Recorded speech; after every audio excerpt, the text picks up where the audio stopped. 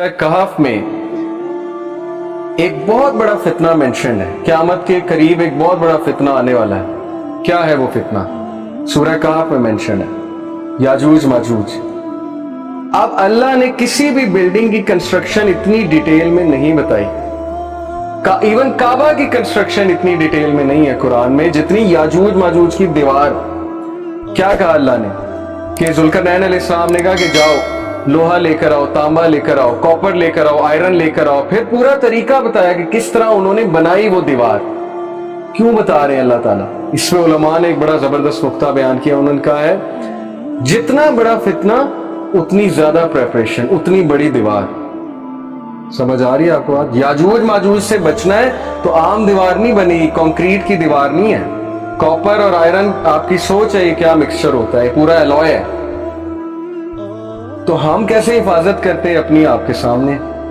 हमने अपने आप को खुला छोड़ा हुआ है, हमने अपनी नजर को खुला छोड़ा हुआ है। फिर बाद में हम कहते हैं हम हराम में पड़ गए, बाद में हम कहते हैं हमसे गुनाह हो गए।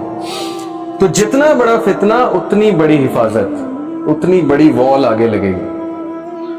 तो उस वॉल को बनाए। whoever does so, वो ऑनर को भी बचा लेगा, अपने दीन को भी बचा लेगा। A shepherd who grazes near the side of a sanctum will nearly fall into it. कितनी खूबसूरत बात है कि वो शेफर्ड जो अपनी बकरियों को या खुद उस जगह फिर रहा है जो बाउंड्री के करीब है, तो कभी ना कभी वो बाउंड्री से दूसरी साइड पे चला जाएगा। तो बाउंड्री पे ना रहो, दूर रहो। हम बाउंड्री पे रहेंगे तो कभी ना कभी हमारा दिल करेगा कि नहीं, let's go into it, let's fall into it.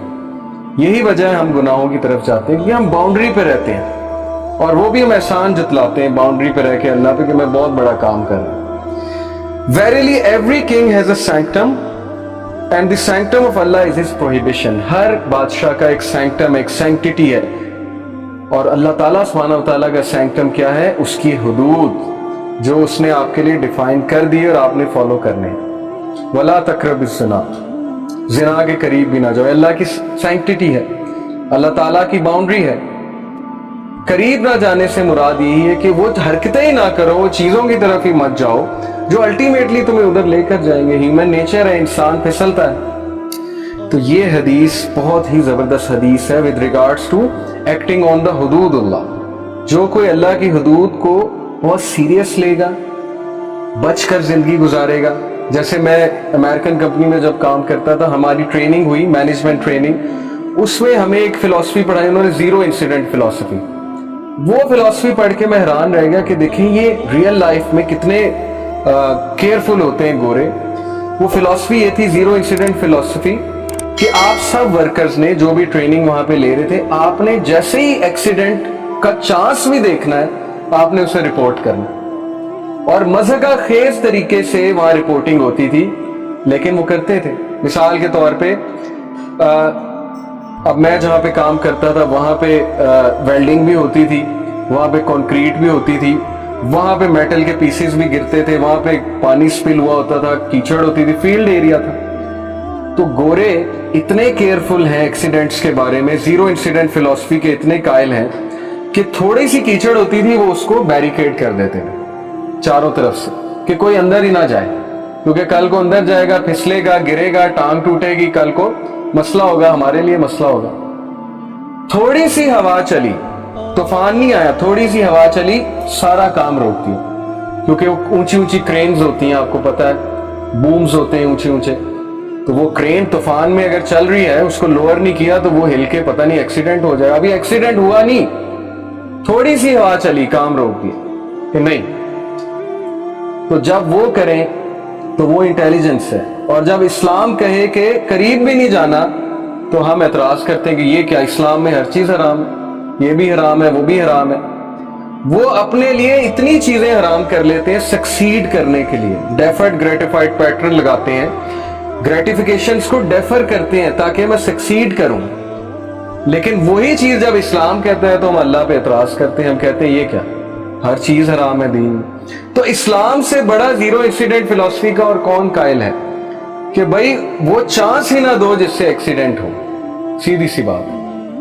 तो हुदूदुल्लाह को पामाल करना, وہ ہمارے لیے ہی مصیبت بنے گا, وہ ہمارے لیے ہی مسئلہ بنے گا, اور حدود اللہ کو فالو کرنا وہ ہمارے لیے بینیفیشل ہوگا.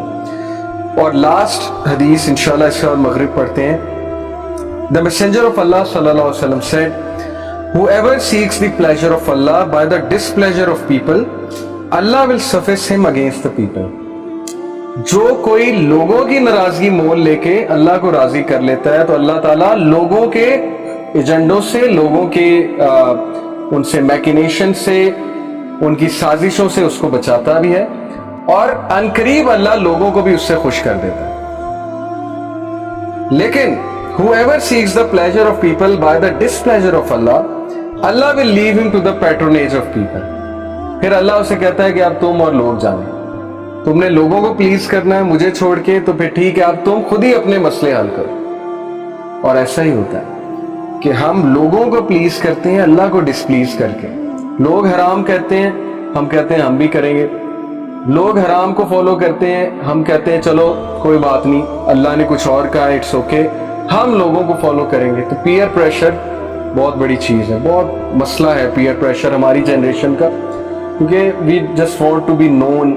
ہمیں ایک خواہش ہوتی ہے کہ میرا بھی ایک نام ہو, میں بھی کوئی کام کروں. اس کے لیے پھر ہم بہت سے حرام کام کرتے ہیں, اس کے لیے پھر ہم بہت سی چیزیں کرتے ہیں, اور وہ چیزیں الٹیمیٹلی ہمیں حرام کی طرف لے جاتی ہیں. تو یہ حدیث یاد رکھیے کہ لوگوں کو خوش کرنے کے لیے اللہ کو ڈسپلیز کریں گے تو پھر اللہ ہمیں لوگوں کے حال پہ چھوڑ دیں گے, اور پھر لوگ ذلیل کریں گے, لوگوں سے پھر ضلالت ملے گی. کچھ دیر بعد وہی لوگ نے آپ کو چھوڑ دیں گے. یہی زندگی کا تجربہ ہے. جن کو آپ نے اللہ کو چھوڑ کے خوش کیا تھا, کچھ دیر بعد انہوں نے آپ کو چھوڑ دینا, انہوں نے السلام علیکم کر دینا. تو یہ لیسن آفٹر لیسن اللہ تعالیٰ سنسیئر, سب سے سنسیئر بینگ ہماری لائف میں اللہ سبحانہ و تعالیٰ کی ذات ہے.